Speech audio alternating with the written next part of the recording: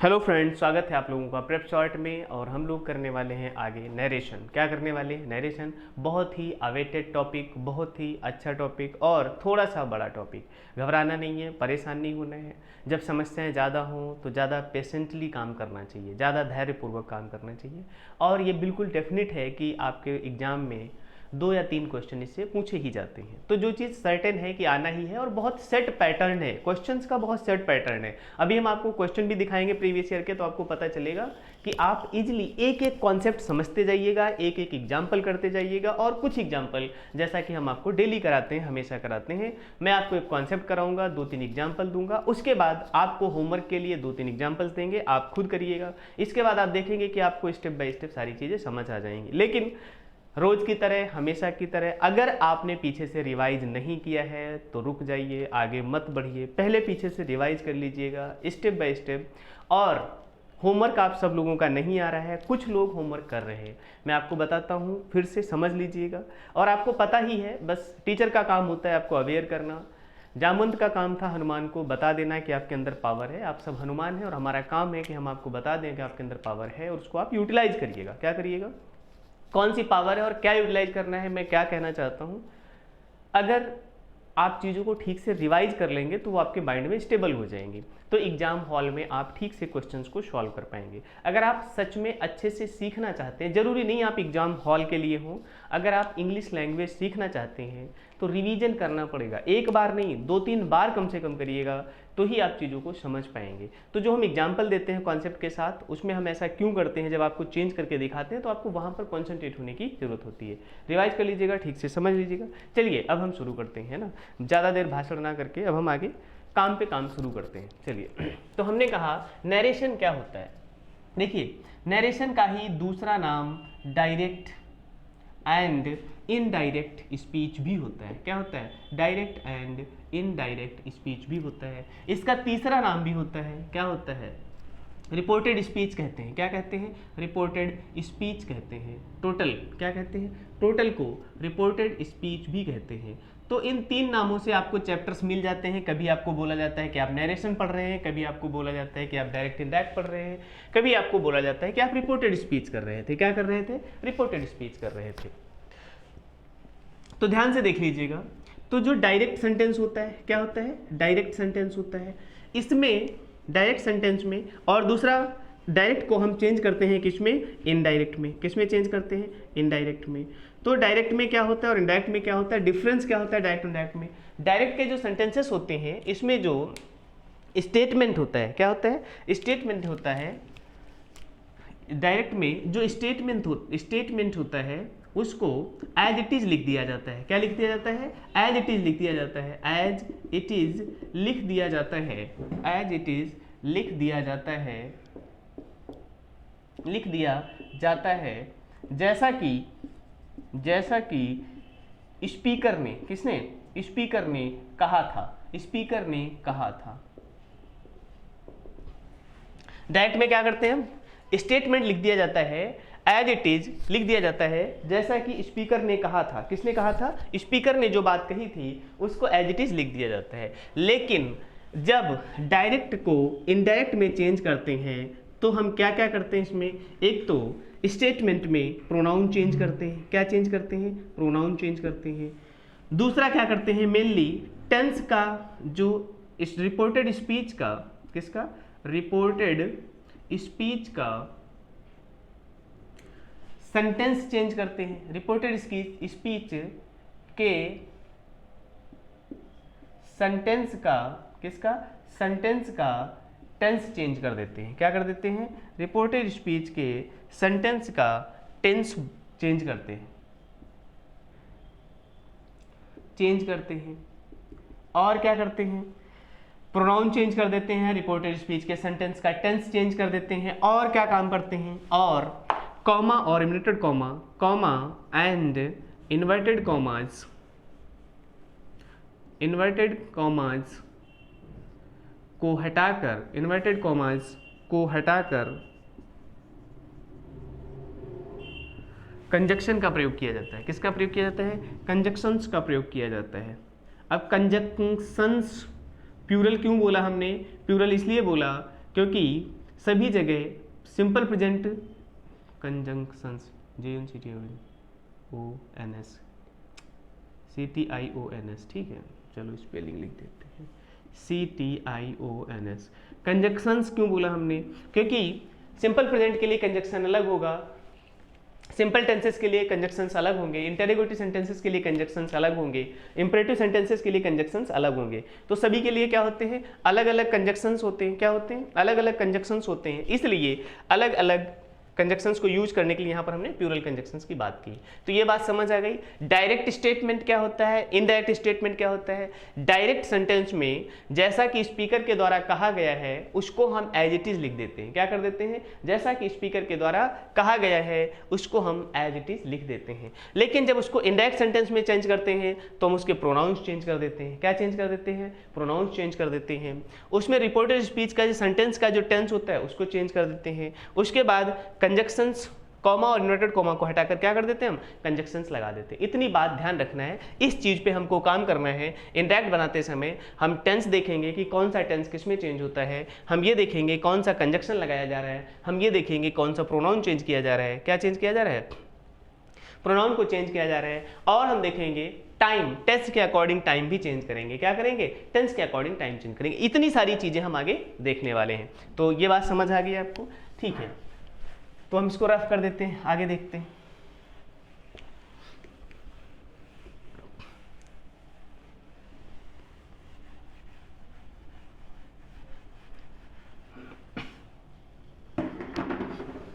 आगे देखिएगा, अब हमने यहाँ पे लिखा हुआ था जो डायरेक्ट सेंटेंस होता है। क्या होता है? डायरेक्ट सेंटेंस होता है।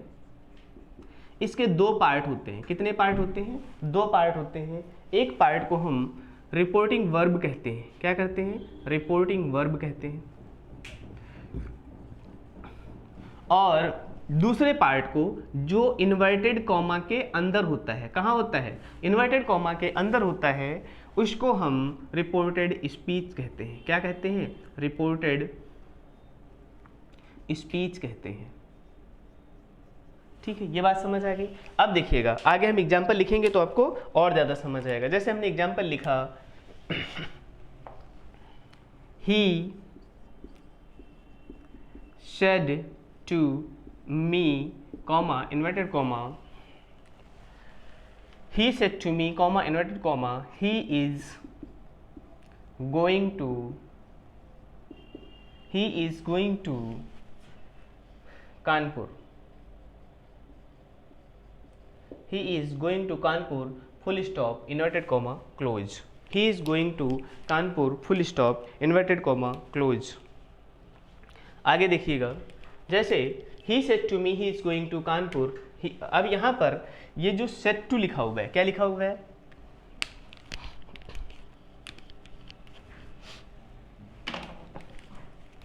ये पार्ट जो है इसको हम कहेंगे रिपोर्टिंग वर्ब। ये वाला पार्ट क्या कहा जाएगा? Reporting verb. इसको कहेंगे रिपोर्टिंग वर्ब।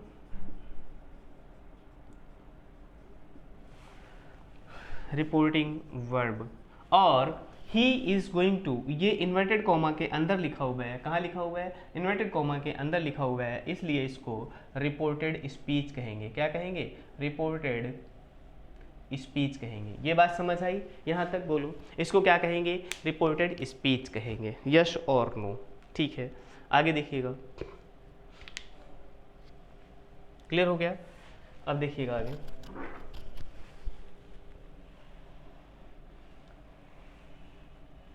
तो इसको क्या कहेंगे? ही सेड टू मी, ये रिपोर्टिंग वर्ब है। आगे लिखा है he is going to Kanpur, ये रिपोर्टेड स्पीच है क्योंकि ये इन्वर्टेड कॉमास के अंदर लिखा हुआ है। कहाँ लिखा हुआ है? इन्वर्टेड कॉमास के अंदर लिखा हुआ है। आगे देखिएगा, अगर ये सेंटेंस इस तरीके से लिखा जाता, अगर ये सेम सेंटेंस कुछ इस तरीके से लिखा जाता, क्या लिखा जाता? he said to me, he says to me, क्या हो जाएगा? he says to me, comma, inverted comma, he is going to Kanpur, he is going to Kanpur, full stop, inverted comma, close. अब आगे देखिएगा, अगर ये सेंटेंस कुछ इस तरीके से भी लिखा जा सकता था, जैसे he will say to me, he will say to me, comma inverted comma, he will say to me, comma inverted comma, he is going to Kanpur, he is going to Kanpur, full stop, inverted comma close, he is going to Kanpur, inverted comma close। अब इनको हम, ये direct sentence लिखे हुए हैं। कैसे sentence लिखे हुए हैं? ये डायरेक्ट स्पीच में लिखे हुए हैं, डायरेक्ट सेंटेंसेस लिखे हुए हैं। ये भी डायरेक्ट सेंटेंस है और ये भी डायरेक्ट सेंटेंस है। क्या है? डायरेक्ट सेंटेंस है। अब इनको हम इनडायरेक्ट सेंटेंसेस में चेंज करेंगे। किस में चेंज करेंगे? इनडायरेक्ट सेंटेंसेस में चेंज करेंगे। देखिएगा, तो अगर हमने लिखा ही सेज टू मी, यहाँ पर ये चीज़ पहचानने की कोशिश करिएगा।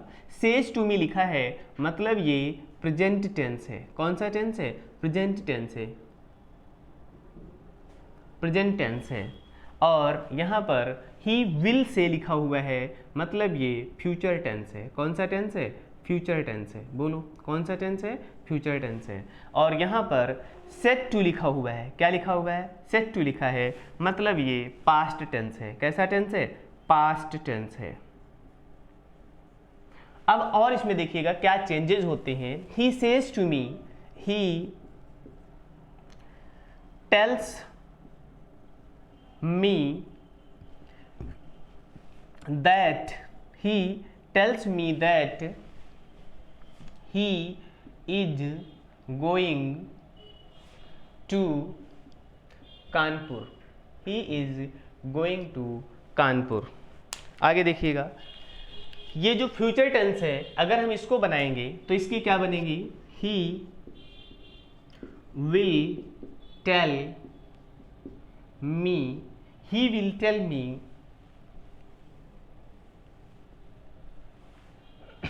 he will tell me that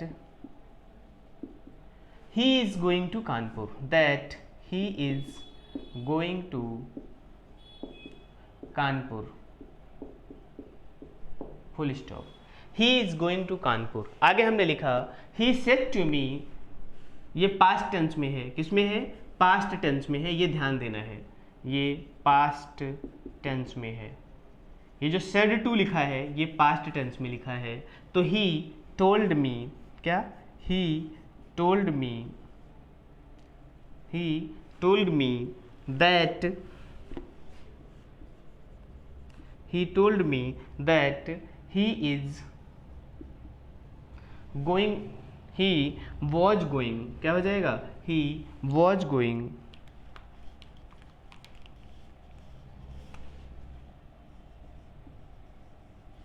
he was going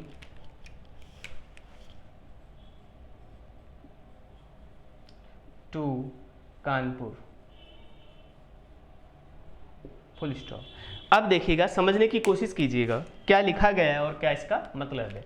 जैसे यहाँ पर हमने आपको बताया कि he says to me, he says to me he is going to Kanpur. एक चीज़ और ध्यान से देखिएगा, ये पार्ट, ये रिपोर्टेड स्पीच पार्ट सेम है। He is going to Kanpur, एक एक चीज को ध्यान से समझ लीजिएगा ताकि आगे कंफ्यूजन ना हो।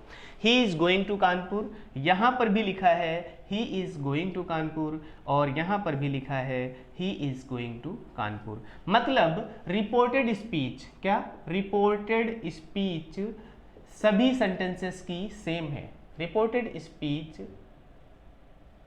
सेम है, ध्यान से देखिएगा। रिपोर्टेड स्पीच हमने सेम रखी है क्योंकि हम आपको डिफरेंस बताना चाहते हैं रिपोर्टिंग वर्ब के बारे में। किसके बारे में? रिपोर्टिंग वर्ब के बारे में। क्या डिफरेंस बताना चाहते हैं रिपोर्टिंग वर्ब के बारे में? यहाँ पर हमने लिखा भी है ही सेज टू मी, ये प्रेजेंट टेंस शो करता है। क्या करता है? प्रेजेंट टेंस शो करता है। ही विल से टू मी, ये फ्यूचर टेंस शो करता है। ही सेड टू मी, ये पास्ट टेंस शो करता है। क्या शो करता है? पास्ट टेंस शो करता है। क्लियर हो गई थी बात? ये पास्ट टेंस शो करता है। क्या शो करता है? पास्ट टेंस शो करता है। अब देखिएगा, जब रिपोर्टिंग वर्ब प्रेजेंट टेंस में थी। किस में थी? प्रेजेंट टेंस में थी। He tells me that he is going to Kanpur को हमने he is going to Kanpur ही रखा, मतलब हमने इसमें कोई चेंज नहीं किया। क्या नहीं किया? कोई चेंज नहीं किया। इसका टेंस इज था यानी प्रेजेंट था, तो इसका भी टेंस क्या रहा? प्रेजेंट ही रहा। क्या रहा?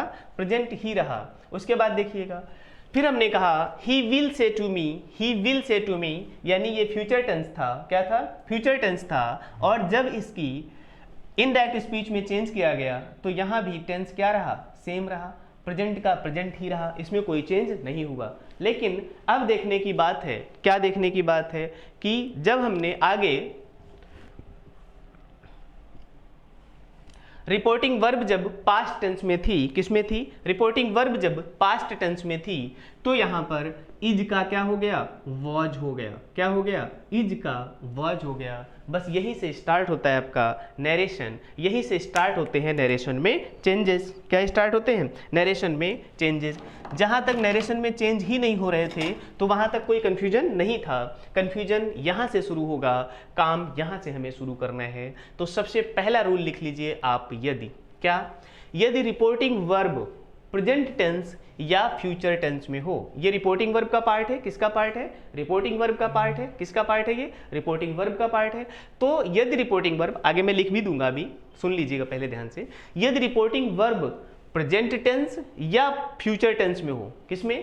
प्रेजेंट टेंस या फ्यूचर टेंस में हो, तो रिपोर्टेड स्पीच में कोई भी रिपोर्टेड स्पीच के सेंटेंस का टेंस नहीं चेंज होता है। क्या नहीं चेंज होता है? रिपोर्टेड स्पीच के सेंटेंस का चेंज नहीं होता है। अब आप लोगों ने ये पार्ट लिख लिया, क्योंकि हमें बोर्ड पे लिखना है तो इसको रफ करना पड़ेगा। आप लोगों ने एग्जांपल लिख लिए, ये दोनों रफ कर देता हूं मैं, इसके साथ एग्जांपल लिखूंगा, फिर आगे का बताऊंगा।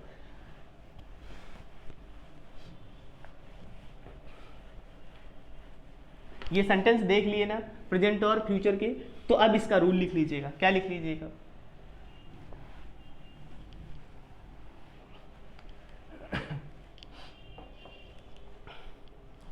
लिखिएगा, यदि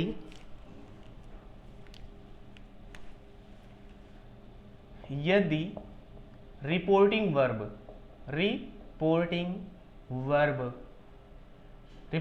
क्या है वो आपने समझ लिया। ये वाला पार्ट जो स्पीकर जो बोल रहा होता है, वो पार्ट जहां कंटेन करता है, ये वाला पार्ट रिपोर्टिंग वर्ब का है। किसका है? रिपोर्टिंग वर्ब का। तो यदि रिपोर्टिंग वर्ब प्रेजेंट टेंस या फ्यूचर टेंस में होगी, किस में होंगी? फ्यूचर टेंस में होंगी। फ्यूचर टेंस में होंगी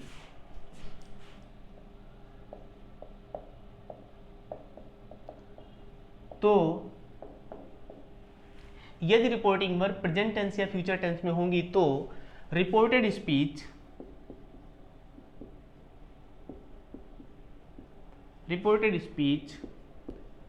के सेंटेंस का टेंस नहीं बदलेगा।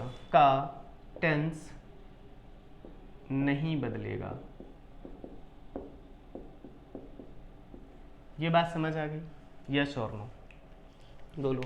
आपने पीछे एग्जाम्पल अभी लिखे थे, हमने लिखा था he says to me he is going to Kanpur, he will say to me he is going to Kanpur. तो ही सेज टू मी, जब सेज लिखा हुआ है, आप अपनी कॉपी में देखिएगा जो आपने लिखा हुआ था, सेज टू मी जब सेज लिखा हुआ था तो उसका टेंस नहीं बदला और क्या रहेगा? He is going to Kanpur. फिर हमने आपको बताया जब आपने फ्यूचर टेंस में हेल्पिंग वर्ब, जब फ्यूचर टेंस में रिपोर्टिंग वर्ब लिखी थी तो आपने क्या लिखा था?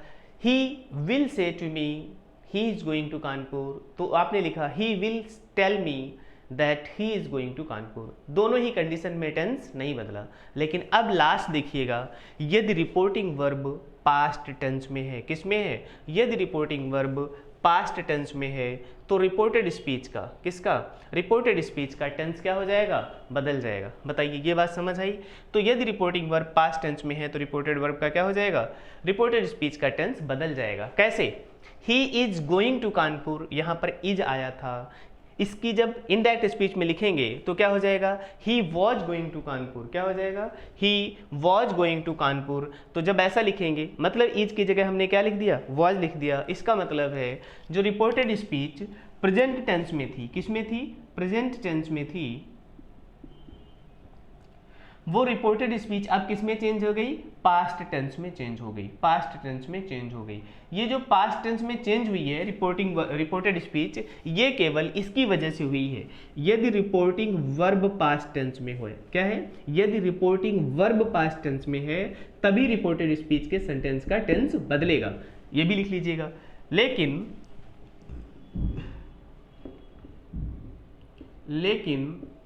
यदि रिपोर्टिंग वर्ब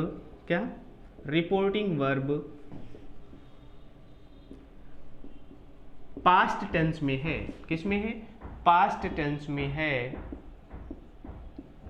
तो यदि रिपोर्टिंग वर्ब पास्ट टेंस में है तो रिपोर्टेड स्पीच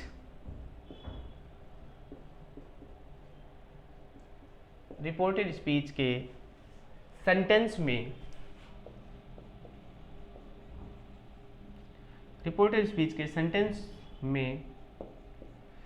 टेंस बदलेगा। क्या होगा, टेंस बदलेगा। कैसे बदलेगा वो हम आगे बताएंगे। क्या होगा, इतनी बात तो क्लियर हो गई। यदि रिपोर्टिंग वर्ब प्रेजेंट टेंस या फ्यूचर टेंस में होगी, यदि रिपोर्टिंग वर्ब प्रेजेंट टेंस या फ्यूचर टेंस में होगी तो रिपोर्टेड स्पीच के सेंटेंस का टेंस नहीं बदलेगा, ये बात याद रखना है। लेकिन यहां से स्टार्ट क्या होता है, लेकिन का मतलब कुछ ऑपोजिट, बट क्या होने वाला है, यदि रिपोर्टिंग वर्ब पास्ट टेंस में है तो रिपोर्टेड स्पीच के सेंटेंस में टेंस बदलेगा। ये यहाँ पर का भी लिख सकते हो, सेंटेंस ठीक हो जाएगा। रिपोर्टिंग स्पीच के सेंटेंस का टेंस बदल जाएगा। क्या हो जाएगा, सेंटेंस का टेंस बदलेगा। ठीक है, ये बात समझ आ गई। तो कैसे बदलेगा वो हमने आपको यहाँ बताया कि प्रेजेंट किस में चेंज हो जाएगा, पास्ट में। वो हम आपको आगे बताते रहेंगे। चलिए, तो इतना क्लियर हो गया, यहाँ तक समझ आ गया। आगे चले हम, देखिए अब क्या रिपोर्टेड स्पीच में टेंस कैसे बदलेगा, उसके लिए हम रूल आगे लिखने वाले हैं।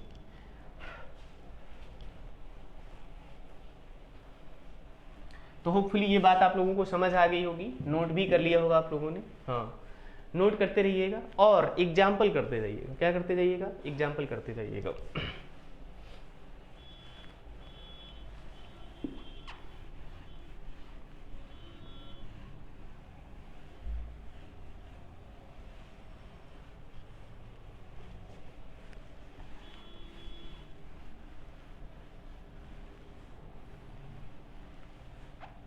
आगे देखिएगा।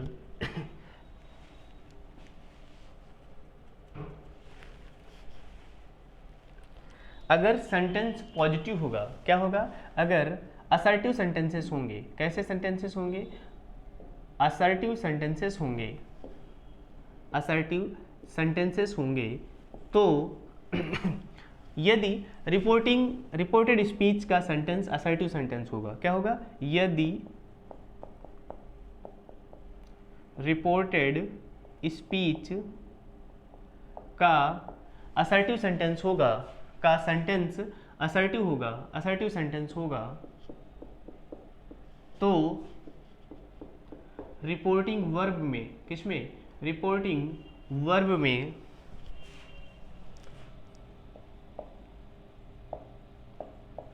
वर्ब में आए हुए